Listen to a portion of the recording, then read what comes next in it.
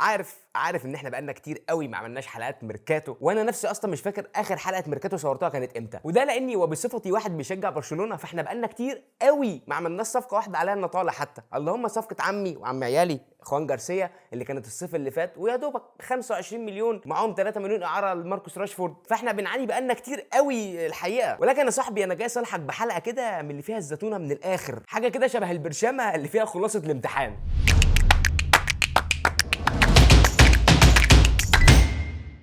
ويا مساء الفل عليكم، عاملين ايه؟ يا رب تكونوا بخير واهلا بيكم في فيديو جديد من الميركاتو من على الكنبه. لا والله ده احنا بقالنا كتير قوي ما قلناش الجمله دي، مشغولين في حلقات التحديات بقى، يعني في سيزون شغال اليومين دول وقرب يخلص، فهسيب لك البلاي ليست بتاع الحلقات دي في اي حته تظهر يمين شمال كده، ادخل اتفرج عليها. وده فيديو جديد وملخص جديد للميركاتو الشتوي اللي لسه خلصان بقاله 5 6 ايام ده، فقلنا نطلع نحل في الملخص ده كده مع بعضينا عشان نشوف الدنيا بتقول ايه من الاخر. اي نعم هو ما كانش زي الميركاتو الصيفي اللي فات، بس يلا اي حاجه تمشي الدنيا. وخلينا نبدا من الدوري الاسباني، وطبعا هنبدا ببرشلونه لاني متشوق جدا اقول ولاول مره في التاريخ ان في لاعب مصري منتقل من النادي الاهلي مباشره لبرشلونه، وهو ولدنا ولاعب النادي الاهلي حمزه عبد الكريم. طبعا في البدايه بنتمنى التوفيق لولدنا حمزه وكل الدعم من اي مكان كان. صفقه حمزه دي كان عليها كلام كتير جدا ما بين الطرفين برشلونه والاهلي، وكان الاهلي بيحاول يطلع باكبر قدر استفاده ممكنه ماديه من خلال بيع اللاعب، ولكن في النهايه الطرفين توصلوا لاتفاق، وهو ان برشلونه هياخد حمزه اعاره لمده 6 شهور، وبعد ال6 شهور دول هيفعل ان شاء الله بند الشراء عشان يبقى حمزه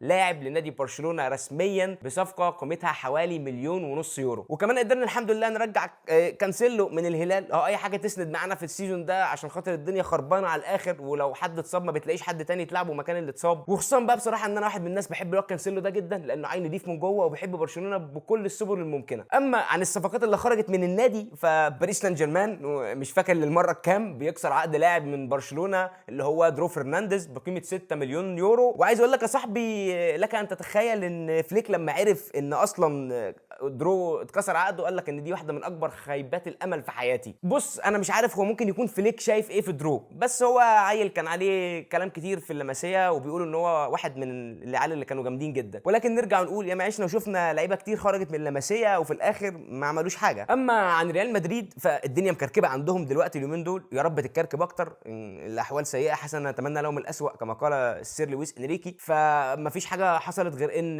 بعد 6 شهور من مجيه تشابي الونسو والكلام الكتير اللي حصل قال لك لا معلش عايزين نمشي تشابي الونسو. ليه يا باشا هتمشي تشابي الونسو؟ قال لك لا العيال عندنا في اوضه اللبس بس زعلانين، وفينيسيوس جونيور اللي عارف يمينه موز فمش عارف يعمل اي حاجه، فقال لك نجيب اربلوا كده نمشي الدنيا لحد نهايه السيزون عشان نشوف الدنيا بتقول ايه. ويعني فاهم الدنيا مكركبه على الاخر. ما فيش بس غير ان اندريك خرج من النادي راح ليون الفرنسي، والواد في اول ماتشين 3 عامل سوبر ستار وجايب هاتريك وبص عامل كل حاجه ممكن تتعمل. وفكره رحيل تشابي الونسو دي كانت متوقعه جدا، يعني تقريبا جماهير ريال مدريد كانت عارفه ان ده ممكن يحصل، بس يعني بيحاولوا يجاروا الامور يعني فاهم عشان خاطر ما تبقاش الدنيا شكلها وحش قوي يعني. ولكن يا صديقي طول ما القرش بريز موجود طول ما الحاجات اللي زي دي هتحصل عادي جدا. اما عن ثاني العاصمه اتلتيكو مدريد فبيخلص في اخر نفس في الميركاتو في ادمولا لوكمان من اتلانتا ب 40 مليون يورو علشان خاطر يخطف لوكمان ويبقى احد الحلول الهجوميه عند سيميوني اللي اصلا بيلعب خوليان الفاريز في الدفاع على دايره السنتر وقاعد بيدافع بال11 لاعب بتوعه. اما عن الناس اللي خرجت من الاتليتيك فعندك كاليجير الدوري الانجليزي راح توتنهام، رجع الدوري الانجليزي تاني لبيته ومطرحه ب 40 مليون يورو. وكمان عندك ريسبادوري راح اتلانتا ب 22 مليون يورو. ورودريجو دي بول انتر ميامي قال لك الواد تمام وزي الفل وقاعد مسلي ميسي عندنا، فراحوا مفعلين بند الشراء وخدوا رودريجو دي بول ب 15 مليون. واخر صفقه خرجت من الاتليتيك كان خافي جلان الباك الشمال ب 500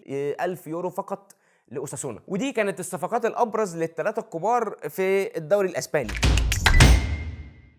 نروح بقى على الدوري الانجليزي، دوري البذخ والصرف والتبذير وكل اللي عايز تقوله تقوله، بس هي الدنيا مريحه عندهم شويه في الميركاتو الشتوي ده، طبعا مش زي الصيف اللي فات بس مش مريحه عند السيتي قوي يعني. وطبعا وكالعاده بما اننا رحنا للبريمير ليج فهنبدا من عند ارسنال الجانرز اللي متصدر الدوري لحد وقتنا هذا، وربنا يستر عشان خاطر ما نقعش في الجوله 35 ولا حاجه. طب واحد يسالني يقول لي مستر كولي الارسنال اصلا ما دخلش الميركاتو ده، هقول لك لا والله احنا جايين نشوف مين اللي خرج. فعندك بقى مين اللي خرج؟ زينشينكو. وابدا اللعيبه والجماهير كده بستوري على انستجرام وخرج بمليون ونص يورو من النادي، وده نفس المبلغ اللي اتدفع في ايثان نوانييري في اعاره لمده 6 شهور عند مارسيليا. اللاعب عايز يخرج يشوف الدنيا فيها ايه، ياخد فرصته عشان يرجع مره ثانيه لنادي ارسنال، وكمان عشان يبقى ليه مكان وسط تشكيله انجلترا في كاس العالم. فكل التوفيق لنوانييري لان انا بحب جدا الولد ده والله. اما عن السيتي اللي بسم الله ما شاء الله مش عارف يودي فلوسه في انهي حته، يعني بص بيخش كل ميركاتو تقريبا بيجيب صفقتين 3 توب من اي مكان هو عايزه. قال لك بقى شوف لنا مين يا ابني افضل لاعب في الدوري الانجليزي حاليا كده، ولا واحد من افضل اللعيبه، سيمينيو. طب هاته عشان خاطر نلعب على المرتدات والواد يساعد دوكو في اليمين والشمال. وبتتكلم في واحد من افضل لاعبين الدوري الانجليزي مؤخرا. صفقه كلفت مانشستر سيتي حوالي 72 مليون يورو. وعلى الناحيه الثانيه مارك ويهي من كريستال بالاس اللي جاب حوالي 20 مليون يورو، يعني بالمتغيرات يوصلوا 35 مليون يورو. وده واحد من اشرس المدافعين اللي موجودين في الدوري الانجليزي، وكان الركيزه الاساسيه في دفاع كريستال بالاس مع جلازنر. ولكن ان تتخيل يا صاحبي ان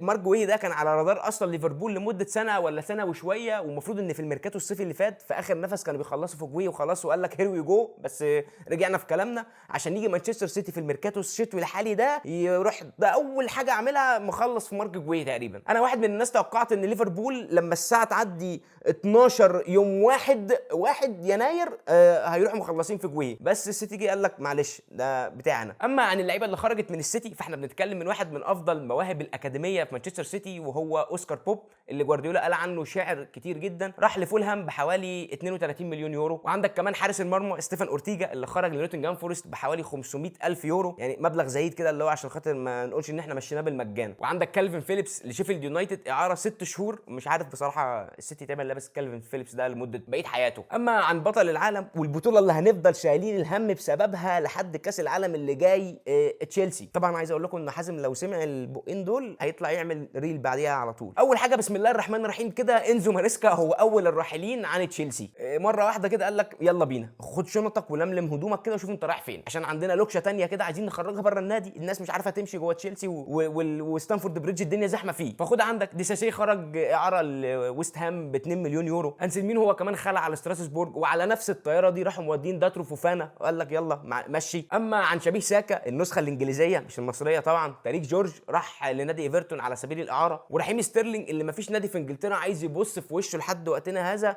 فقال لك نشوف مين بعت له. يونيون برلين خدوه اعاره 6 شهور، ويجوا بعد 6 شهور يقول لك معلش يا خد اللاعب بتاعك اهو، انا مش عايز حاجه منك خالص. وما عملوش غير صفقه واحده في النهايه في الليله دي كلها، وهو مادو سار اللاعب السنغالي. اما عن ليفربول واللي مخصم مع نص ولا 3/4 فرق الدوري تقريبا، بيخطف واحده من اقوى الصفقات اللي كانت رايحه لقطر تشيلسي، وهو جيريمي جاكيه. اللاعب انتقل من نادي رين الفرنسي وكلف النادي حوالي 70 مليون يورو. واحد يسالني مستر هو ليه 70 مليون يورو في جيريمي جاكيه؟ اقول لك لما تبقى عيل صغير وعندك 20 سنه ومعظم فرق اوروبا بتتخانق عليك هيبقى سعرك عالي شويه والنادي هيحاول يستفيد. اما لو رحنا على الفيلنز استون فيلا، فاوناي امري بيحفرك ويحاول فاهم انت يطلع توب فور مستريح في الدوري ده او السيزون الحالي، فقال لك اما يعني نحاول نشوف الدنيا بتقول ايه في الميركاتو كده. فراح مخلص على طول في مهاجم تامي ابراهام من بشكتاش ب 21 مليون يورو. وراحوا مرجعين الواد دوجلاس لويز من اليوفي الكالتشيو هناك باعاره كده ب 2 مليون يورو. الواد ما عرفش يعمل حاجه في اليوفي هناك والدنيا ما كانتش ماشيه. ده غير ان هم كمان قدروا يرجعوا بيلي من روما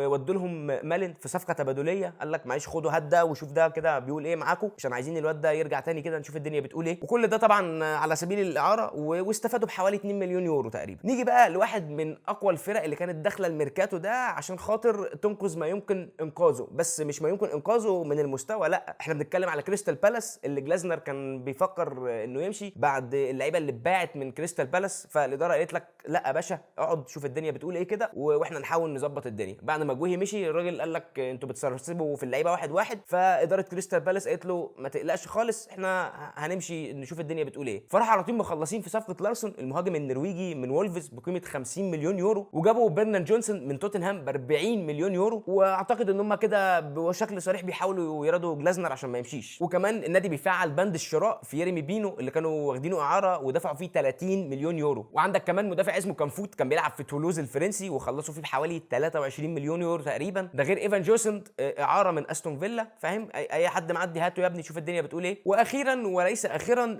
بورنا سوزا من اياكس الباك الشمال ب 2 مليون يورو. واعتقد كده يا باشا ان الميركاتو ده جلازنر هيكون مرضي بكل الطرق الممكنه. اما عن توتنهام فبيخلصوا في النجم الانجليزي الدوري كونر كالاجير ب 40 مليون يورو زي ما قلنا من اتلتيكو مدريد. وعندك كمان جيمس ويلسون من هارتس الاسكتلندي، بيقولوا ان اللاعب ده عليه كلام كتير وينتظر مستقبل مشرق. ودي كانت نظره سريعه كده على ابرز الصفقات اللي حصلت في الدوري الانجليزي والبريمير ليج. وخلينا نطير كده نروح السعوديه، مع ان انتوا عارفين اصلا ان انا ماليش في الدوري السعودي، انا مش بتفرج عليه كتير الحقيقه ولا بتابعه، بس في اجواء مشتعله هناك، وصاروخ مديحه عامل قلق كبير جدا جدا جدا قصاد الفرق. ويا سيدي انا رايح الدوري السعودي ده عشان اشوف الكابتن صاروخ مديحه عامل قلق ليه هناك. فلما رحت بصيت لقيت ان كانتي بيفسخ عقده مع الاتحاد، يروح فنربخشة التركي، يروح فنربخشة مدين نادي الاتحاد يوسف النصيري. وده ليه؟ علشان يعوض رحيل كريم بنزيما من نادي الاتحاد لنادي الهلال السعودي، في صفقه كانت صدمه لكل الناس تقريبا في السعوديه وبره السعوديه. بس السؤال هنا، فين بقى مشكله رونالدو؟ رونالدو اتقمص وقال لك انا مش هلعب واخد الكره بتاعتي وامشي. طب ليه يا عم رونالدو؟ في ايه؟ الدنيا مالها؟ قال لك والله معلش ده صندوق الاستثمار السعودي مش باصص لناحيه النصر خالص، وانا راح من ساعه ما جيت الدوري ده مع النصر عايز اخد لي بطوله ومش عارف اتحصل على بطولات وحد ربنا. فيا باشا انا قدامي 40 هدف على ال1000 هدف، انا هاخد الكره بتاعتي وامشي، ولما تجيبوا لي صفقات عشان اعرف العب مع الفريق نبقى نشوف الدنيا بتقول ايه. بس ما علينا، الدنيا مشيت والانديه عملت الصفقات اللي هم عايزينها، وفي الاخر برضو رونالدو عادي ما حصلش حاجه يعني. وبس يا سيدي، دي كانت اهم التطورات اللي حصلت في الميركاتو. بس انا في الاخر عايز اقول ان لا حول له ولا قوه مستر هانزي فليك. الراجل يعني ده لو جاله جلطه لا قدر الله قريب ولا حاجه هيبقى بسبب اداره نادي برشلونه. يعني بص احنا في حاله سيئه لا يرثى لها، والراجل عامل من الفسيخ شربات، والحمد لله يعني الحمد لله على اللي عندنا، وده قدر ربنا. فمستنيين نشوف يعني ان كان فاهم في العمر بقيه اخر الموسم، نشوف الدنيا تروح لفين. دعواتكم ربنا يا رب ييسرها من عنده. وفي النهايه يا صاحبي ما تنساش تعمل لايك للفيديو، تعمل سبسكرايب للقناه لو انت بتشوفني لاول مره، وفعل جرس التنبيهات عشان تشوف كل الفيديوز اللي جايه. انا البراء زياده، ودي كانت حلقه من على الكنبه. هشوفكم الفيديو اللي جاي. سلام.